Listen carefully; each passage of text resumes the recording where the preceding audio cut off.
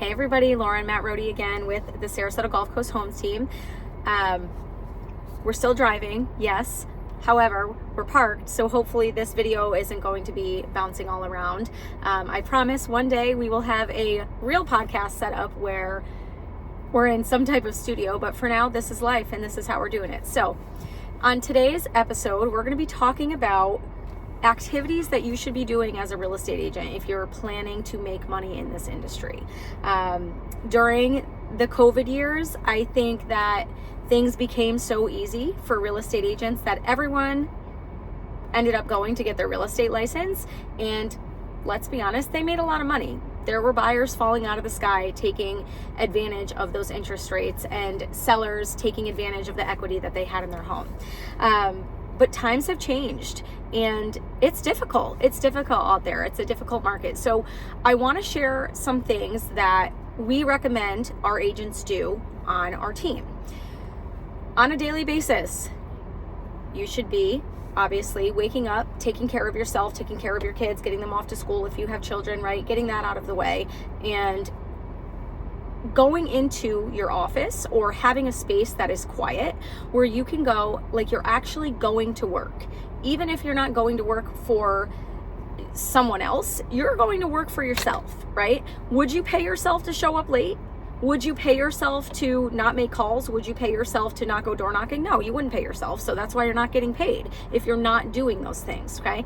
So on an average day, what it should look like, you should be obviously checking your emails, doing your follow-ups. If you're not using a CRM system and keeping track of all the people in your database that have inquired on real estate, either through, your social media accounts, website leads, words of mouth, SOI, whatever you want to call it, they should all be in one place in a CRM. On our team, we use Boomtown. We've used Follow Up Boss in the past. That was a really great one too.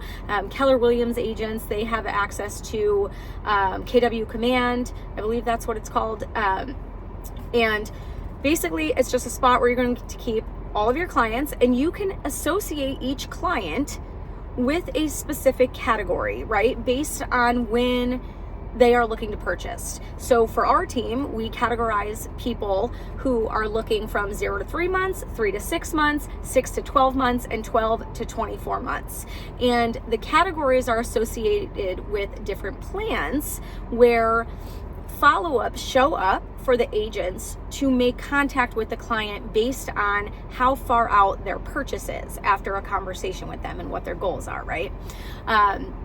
So if you don't have one of those, start there, get everybody in there and make sure that you are looking at that on a daily basis and you are following your follow-up plans on a daily basis. I cannot tell you how many times people give up when they don't get a response after 4, 5, 6, 7, 8, 9, even 10 touches, still no response, and they give up and they stop calling.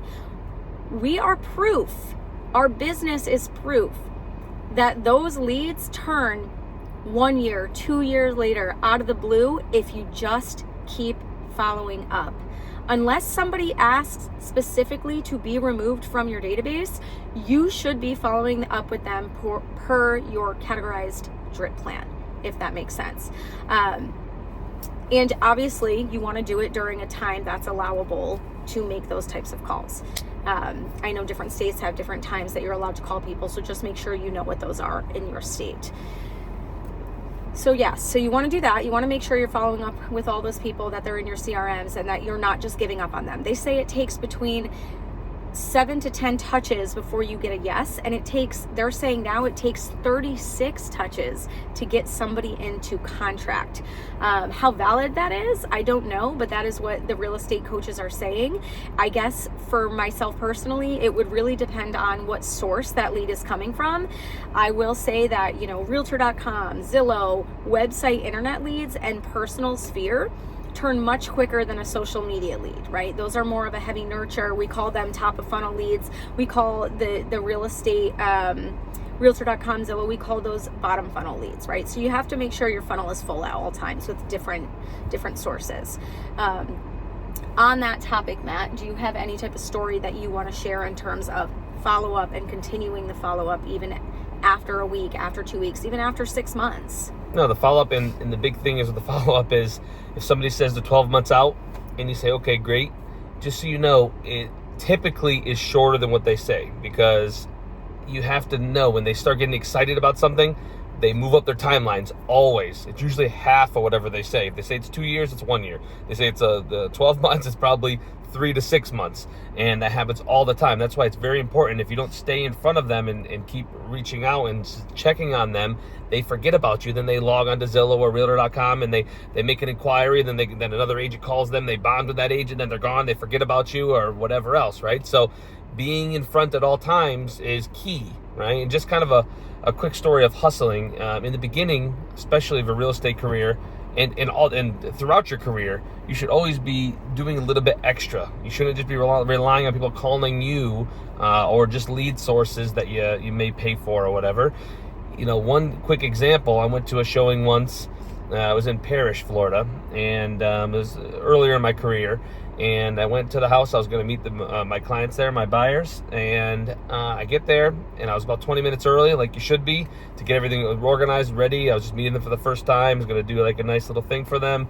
And I look at my MLS, and it just went pending while I was sitting there. And I'm like, are you kidding me? This is the only house my clients were interested in, and we were going to do the whole thing. So while I was there 20 minutes early, I see this. I said, oh no, and they're already coming. So I don't really know what to do here. So I start knocking on doors right in the area. Looking at on the Google Maps, seeing who has a pool home just like this one, kind of knocking on the doors. Wasn't very successful. Everybody was at work at that time. Didn't really get too much info, but they got there. I went and did the thing, and then as I was pulling out, I saw somebody. When you say did the thing, you showed them the house. Yeah, showed them the house, and let them know we try to find another house for them, and told them the bad news and all that stuff. It was not pretty, but ended up selling another home later on to them, which worked out great. But when I was leaving, I was driving, and I just happened to see a whole house down the street. A guy was coming out of his driveway. So I pull over, and I go and I say, hey, excuse me. And I talked to you real quick. Are you interested in selling your home by chance? I was just over down the street. House was pending while I was here. And he says, I don't normally talk to solicitors or anybody that comes walking up my driveway like this, but I'm actually interested in selling my house. He said, come back in an hour. I'm like, holy cow. So I took down his number and all his info, and I came back in an hour. Ended up getting the listing, okay? But it doesn't just stop from there, because you don't realize how things snowball, okay? So I get the listing. We end up getting the sale, okay? At the same time, they wanted to purchase a property. So a property they purchased was in another neighborhood that I helped them sell, or helped them buy. And at the same time as that, while I was going out to that property, another person happened to see me talking. I ended up getting another inquiry there. They wanted me to list their house, so I got another listing in the same neighborhood that those people bought. And then I ended up doing an open house. Somebody walked in for the open house and was walking around having a good time, and they seemed like they really loved the house. And at the end I said, okay, great, well, seems like you guys really love this house. Did you want to make an offer? They say, absolutely not. I'm like, okay, sorry, it just seemed like you really liked it. They said, nope, we really do like it, but we're actually here because we were interviewing agents. And that's a really good point. And so that's another thing. When you're doing open houses, okay, you should be showing up early, making sure the house is in pristine condition. You may have to skim a pool. You may have to vacuum a rug. If you are not doing these things to get your listing show ready while you are hosting your open houses, you are doing a disservice to your clients, okay? You need to pretend that that house is your own when you are in there, and you want it to show at its very best, because your job for the seller is to get the highest sales price for them, okay? So in order to do that, the house has to look in its best shape, and you need to know you're on stage. So you need to be greeting everybody. You need to be asking them to sign in. You need to be asking them for feedback. What do you guys think? Tell me what you love about this property, okay? Because it's your job to give that feedback back to your sellers, and they're going to be looking for it, okay? And people are going to be interviewing you. So you need to know everything there is to know about a house that you are holding open. You need to know, what do the HOA fees include? What amenities are in the community? Where is the community center? If you don't know where the community center, and you can't guide someone there if they're in your open house, again, you're doing a disservice to your seller. You have to know everything about the listing. Even if it's not your listing and you're hosting it for somebody else, you need to make sure that you are a representation of your brokerage and showing up and doing it correctly. You should have signs up on every main road. You should not show up to an open house with one sign in the yard and one sign at the entryway. No. Nope, you're not going to get enough attention that way, okay? You need to be prospecting your open houses, calling the neighbors and inviting them. What does that do? One, it shows your sellers you are prospecting for them and actively looking for a buyer versus doing what? What do we know? The 3 Ps, putting a sign in the yard, putting it on the MLS and praying that it sells, right? But you're going to do the 4th P. You're going to actively prospect for buyers for your listing, okay? And then the other thing it does is it shows people in the neighborhood the job that you are doing on behalf of your sellers. It's like your interview sessions, right? Within that community, within the people you are calling. So for open houses, you want to make sure you're doing those. You can put some balloons out, you can offer some water. There are some people that like to do these giant mega open houses. I'm not going to say that those are deal breakers where you absolutely have to go big and give away televisions and have vendors. The house is going to sell itself if people are in there looking, but you do have to attract people to the house. So if you're having consistent slow open houses, yes, at that point I would say maybe investing in like an ice cream truck vendor or a margarita vendor, whatever it is, to come in there to attract people into the property. But if you're not having those issues, I don't think you need to go and spend that extra dollar. I think you just need to put the time in, the work in, and the hustle, and go out there, door knock, invite the neighbors, hand out flyers. Okay, if there's a community center, go and put some flyers in that community center, because people visit their friends, families visit each other, they're in those community centers, right? And word of mouth is huge, so you want to make sure you're doing that for open houses.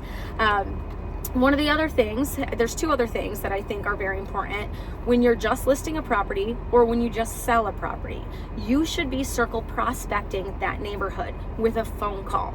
Okay, a lot of people like to hide behind their text messages, or they like to send an email and hide behind emails, or they like to send mailers. Mailers are great, but ask yourself this question: how many times have you saw somebody's real estate mailer in the mail, looked at it and threw it in the garbage? Okay, that was $3 just spent, maybe $1.50 depending on what company you use, that somebody looked at your face and threw it in the garbage, right? And unless you are hitting that person over and over and over again, they're not going to remember your face. Or unless you had some crazy sale in the neighborhood and you want to talk about it, maybe then they'll remember your face. But you need to do the work. You need to get on the phone and you need to get out in front of them and door knock and let them know, hey, I just sold your neighbor's home at 123 Main Street. We had X amount of buyers look at the property. It's pending now. However, I still have X amount of buyers left looking to purchase in this neighborhood. Have you thought about selling your home? Or do you know what your home is worth? Would you consider selling it to a buyer of mine? It's that simple. Okay, it's that simple. That's the conversation, and you just have it over and over and over again with every person you can get in front of. Okay, that's your just sold. Your just listed is kind of the same thing. Hi, I just listed your neighbor's house at 123 Main Street. My name is Laura Rohde. I wanted to be the first to reach out and invite you to our open house. Our first open house is going to be on Sunday from 1 to 2. If you know of any friends or family who are looking to purchase in this neighborhood, would you save my phone number and please call me? Do you know anyone who might be looking that I could give a call to? All right, you have to be having these conversations. If you are not having these conversations, somebody else is, and somebody else is going to get that business. You have to be working for your clients. And with the new NAR law ruling that just came out, where you're going to get paid by your buyers, you better be able to show them value, right? How are you showing up for them? Are you coming prepared? You should go prepared with a file of all the houses you are going to look at, with all of the information on those houses, and you need to be giving it to them while you're showing the houses. Turn all the lights on. Make sure you know their wants versus their needs, okay? Make sure you have some waters and some snacks if you're going out on long showing days, okay? Show up the way that you would want someone to show up for you, and that's super important. All of these little things you need to be doing and piecing together, but the reality of it is, ask yourself, would I pay me to do this? Do I deserve to make the money I am making? Do I deserve to get paid this? Have I put the work and the time in? If you're like, nah, I haven't, then you're not doing your job. because being a real estate agent is super, super difficult and time consuming, and it takes a very well educated market expert to be able to serve their clients at the highest level. Are you doing your market research? Do you know how many homes are on the market? Do you know how many have sold? Do you know the active days on market in each community that you're showing? Right? Do you know how to position an offer so that it is appealing to a seller but also a win-win for your buyer? Okay, because that's what you're looking to do. You're looking to create a win-win situation. Matt? I know. She speaks good, doesn't she? I love to talk about this stuff because I truly believe that some of the real estate agents in our industry right now have been focusing more on becoming an influencer than they are on becoming a very good real estate expert. And I mean, if you look at my real estate page, my personal page, you won't see a ton of real estate on my page. I'm not trying to be a real estate influencer ever. What I care about is education and activity and business plans, right? I care about executing on the business plan and on the goals that I am trying to reach to fulfill my life. And while I agree that videos are king, videos are not going to get you further than you putting in the work and making the calls and getting in front of people face to face and having a real estate conversation. So if you're not doing those things, I suggest you implement those things before you go out and you create yourself a weekly video that you're putting on Instagram. Okay, I know there's a ton of people out there who are going to disagree with me. No, you do both. You do that, but you have to put in the work. You can't just Correct. do that and think everything's going to come to you. You got to do some Correct. actual hard work. This is not an easy business. It's a very rewarding business if you work hard, especially in the beginning. Right now, with all in the beginning, I'm getting all my repeat buyers. I'm not focusing on as many new people coming in anymore because I'm so busy with all the repeat people and all the referrals that you're getting. If you do a good job for your clients, they're going to refer you. It's very simple business. And with saying that, right, you should be asking for referrals. And everybody says, well, when do I ask for the referral? All the time. At least 3 to 4 times during the entire process. 1, when you go under contract.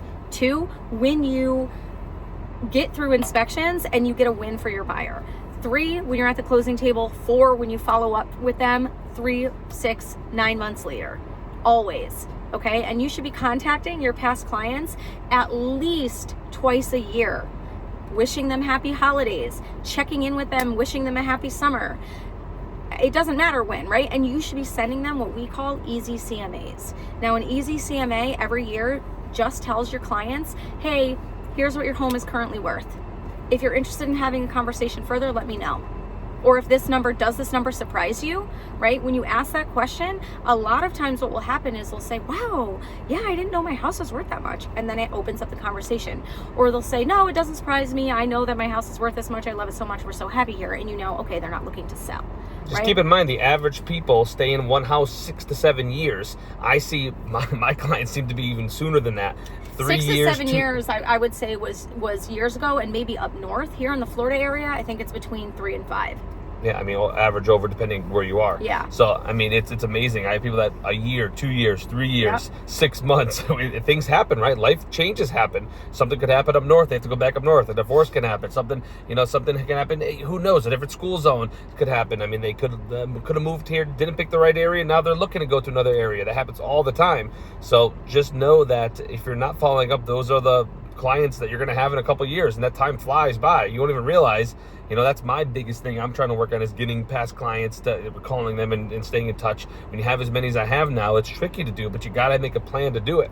Right. You have to have a business plan. And so on your business plan, what we talk about with our sales partners is, 1, we start with income. Okay. Money makes the world go round. We don't have to pretend that it doesn't. We start with income. Okay. And from there, we say, okay, how many units on the list side and the buy side do I need to sell in order to make this much income? And then from there, it's what activities do I have to do that are associated with me being able to get this many units? One of them is going to be picking up internet leads if you have access to them. The second one is going to make sure that you are consistently doing your follow-ups and that no one is left untouched. Okay, the third one is making sure you're following up with your past clients. The fourth one is always going to be prospecting for new business, right? In no certain order, right? But you have to prospect for new business. Making a video is one way, but like I said, it is not the best way. like I said, you can do just sold for new business. You could do just listeds for new business. You could do open houses for new business. You could do FSBOs for new business. You could talk to somebody at the gas station. You could talk to somebody when you're at the dinner. You could talk to somebody when you're on vacation. It always seems like somebody always knows where you're from, and you can hand out cards. We've gotten business like that too.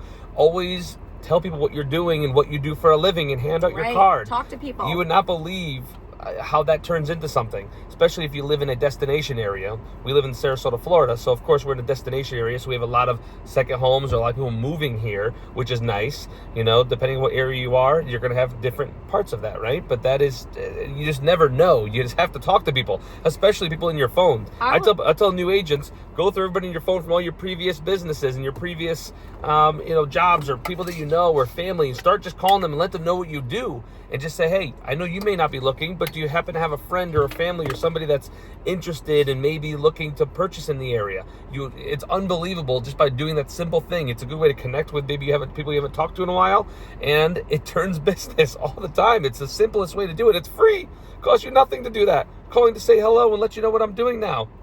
Right. Very simple. 100%.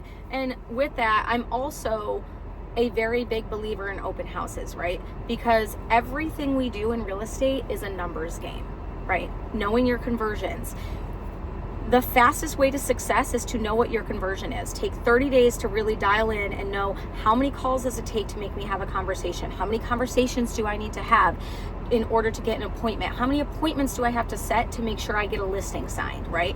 Once you know that conversion, you can actually allot specific time to making those specific calls, and your schedule becomes more accurate, because in the beginning you're just adding all of these activities to your calendar, and you're doing them and you're doing them and you're doing them. But if you're not tracking your conversion and you don't know the amount of people you need to talk to get a contract, many times you're not putting enough time in, or you're putting too much time into something that isn't going to get you the same result if you did a different type of activity, like mailers versus phone calls. Okay, time spent writing letters versus phone calls made. Okay, and how many you send out versus how many people you talk to on the phone. So just knowing what activity is more beneficial to getting you closer to your goal quicker. The only way to know that is by tracking your numbers. And so we are a big believer in doing that. Will everybody do it? No. But if you take a look at my team, our team, and you look at our sales partners, and you look at those who are doing 20, 30, 40, 70 million a year, even like 15 million a year, you better bet your butt they all have trackers. Every single one of them. Every single one of them tracks their numbers and knows exactly what they have to do to get a contract. And this is a career. This is a career for those people. This is not something they do part-time. This is not something they do for fun to make extra side money. It is a career. And so that's how you have to treat real estate if you want to be $1 million real estate agent.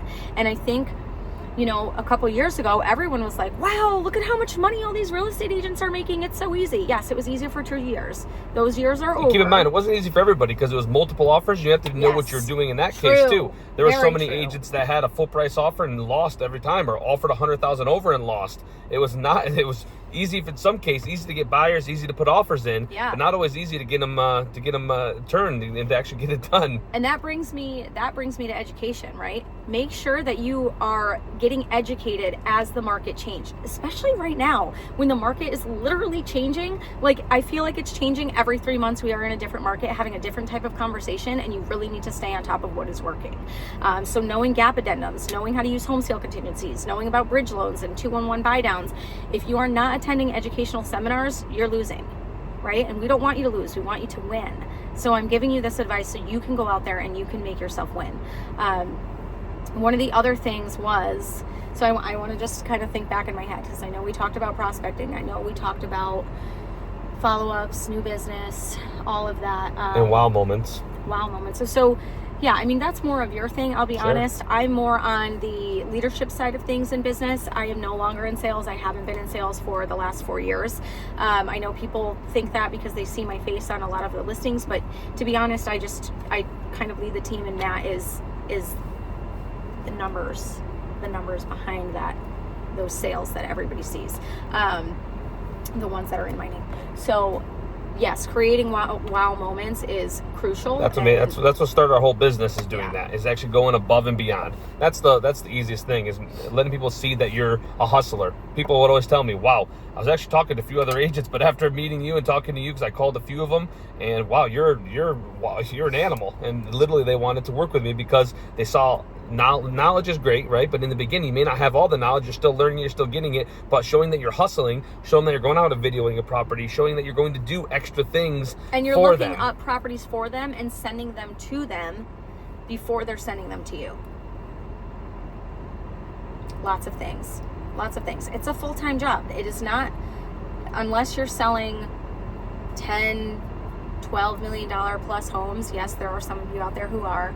I am jealous. No, I'm just kidding. But for those of you, yes, you can sell less units, right? Do less work and make the same amount of money. But you're not going to get into that clientele, for those of you who are not there yet, unless you have what it takes to show those people that you have hustle, dedication, finesse, and that you are not only there to cater to, take them on the contractual journey, but also on the emotional journey. Real estate is an emotional journey, and for a lot of people, buying real estate is one of the largest financial decisions that people will make in their entire lifetime. So you need to be able to not only be a real estate agent, but also be able to work through people's emotions with them, right? Knowing motivation, knowing what it means to go 3 deep into motivation, knowing how to pull people back to motivation once their emotions get heightened by a bad inspection or by who knows what, right? Anything and everything these days. So really, that's just what we were going to talk about today, was all the things that you should be doing. And if you're not doing them, make some time to do them. But the biggest piece of it is making sure you have a time blocker with all these things on it and that you're following it. Yes, life happens and things come up. So you just move the time blocker to a different day, or the time block to a different day. But it never goes past the week without it all getting done. And I promise you, give yourself a year and you will eventually make $1 million selling real estate. And it will be the easiest thing you've ever done. And once you make your first $1 million, the rest of them is easy, not difficult. Easy peasy. But you I have can do to it, get anybody there can do it. first. You have to get there first. Good luck to you guys, and stay tuned because we have more of this coming for you. By the way, this angle looks like I have man boobs. They're not that bad. This whole time it looked like it though. So I apologize for that too. See. Bye guys.